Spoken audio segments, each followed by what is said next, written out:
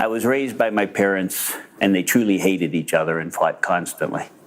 Friends weren't over, ever. My brother, because of the conflict, ended up running away 3 times. And he would hitchhike. Well, he ended up picking up hitchhikers and was murdered by them. My mom used to look at me and tell me that I was a mistake. That causes a lot of damage. Fortunately, a best friend moved down the road. His dad was a pastor. They invited me to church. Even though I was a very difficult child, smoking at 13, drinking heavily at 15, he kept on bringing me. And he showed me how God had a plan for me, that I was fearfully and wonderfully made. And I came to know Christ, but that didn't eliminate the damage. I couldn't say I love you. I couldn't hug my brother who lives next door. To me, we haven't talked for 15 years. I didn't even like people. But I'd come to know Christ, and I read a book by David Platt called Radical. It talked about the Great Commission, and I felt I was following the Great Commission. I was doing it in my Jerusalem, but I was not doing it to the ends of the earth. So I decided to go on a missions trip. My wife, before I left, asked me to tell her I loved her. I told her I show it every day, but I couldn't say it. With the people on the missions trip, I told them I'm not a touchy-feely person, and I'm not emotional. We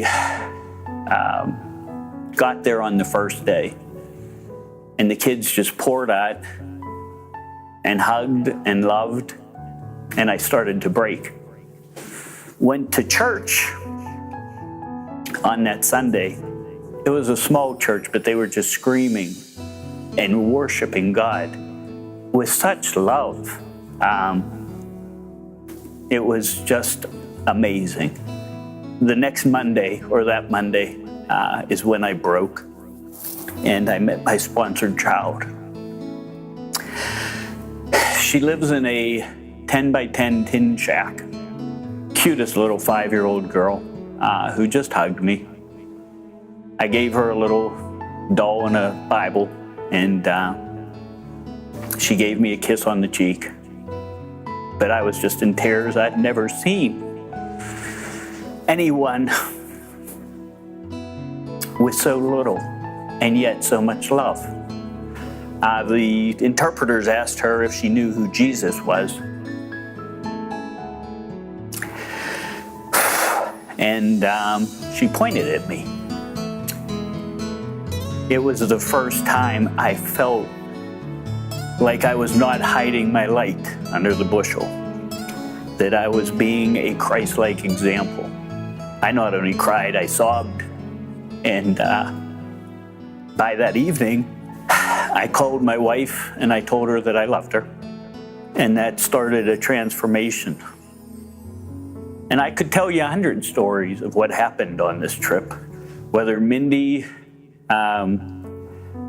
taking a child who was being picked on and who was a little slow under her wing, whether Bethany, who